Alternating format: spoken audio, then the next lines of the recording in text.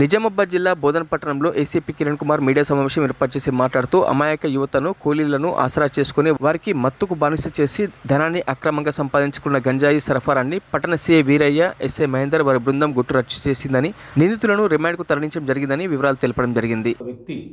మదీనా మసీద్ ప్రాంతంలో కస్టమర్స్కి గాంజా ప్యాకెట్స్ అమ్ముతున్నాడనే సమాచారం మేరకు తను బిజీగా ఉండడం వల్ల ఎస్ఐ మహేందర్ని అలాగే తన టీంనిచ్చి పంపించడం జరిగింది. 9 ప్రాంతంలో మదీనా మసీద్ దగ్గర షేక్ అహ్మద్, రెసిడెంట్ ఆఫ్ అనీసా నగర్, అతన్ని మనం కస్టడీలోకి తీసుకోవడం జరిగింది. పోలీస్ స్టేషన్కి తీసుకొచ్చిన తర్వాత మీడియేటర్ సమక్షంలో అతన్ని ఇంట్రాగేట్ చేస్తే బోధన్ టౌన్ ఇన్స్పెక్టర్ ఇతను 3 సంవత్సరాలుగా అంటే కూరగాయల షాప్ నడుపుతూ, వాళ్ళ ఫాదర్ లేని టైంలో కూరగాయల షాప్ నడుపుతూ, అలాగే ఈ కర్రల బండికి కర్రలు కొనడానికని తాండాలకు పోయినప్పుడు అక్కడ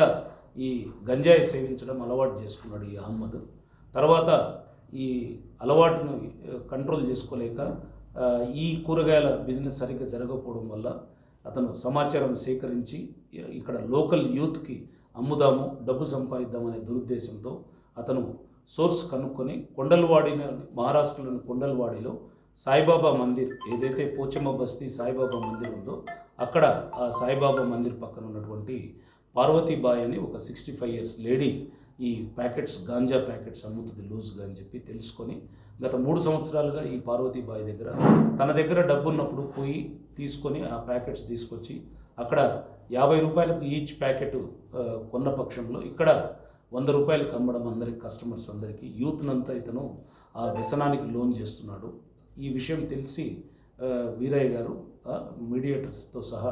కొండల్వాడి వెళ్ళి అక్కడ లోకల్ పోలీస్ సహకారంతో ఆ పార్వతీబాయిని కూడా ఈరోజు మధ్యాహ్నం ఆఫ్టర్నూన్ అవర్స్లో కస్టడీలోకి తీసుకోవడం జరిగింది. తర్వాత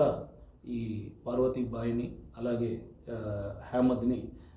సమగ్రంగా విచారించే సమక్షంలో హ్యామద్ మళ్ళా వేరే రూమ్లో తను ఒక 2 కిలోల దాకా గంజాయి ఉంది అని చెప్పి మీడియేటర్స్తో సహా ఇన్స్పెక్టర్ గారిని, ఎస్ఐని అందరినీ తీసుకుని వెళ్ళిన పక్షంలో ఒక అప్రాక్సిమేట్గా ఒక 2 kilos మనకు గాంజా లీవ్స్ అవన్నీ మొత్తం మెటీరియల్ దొరకడం జరిగింది. మధ్యవర్తుల సమక్షంలో మరిన్ని అప్డేట్స్ కోసం మా ఛానల్ని సబ్స్క్రైబ్ చేయండి.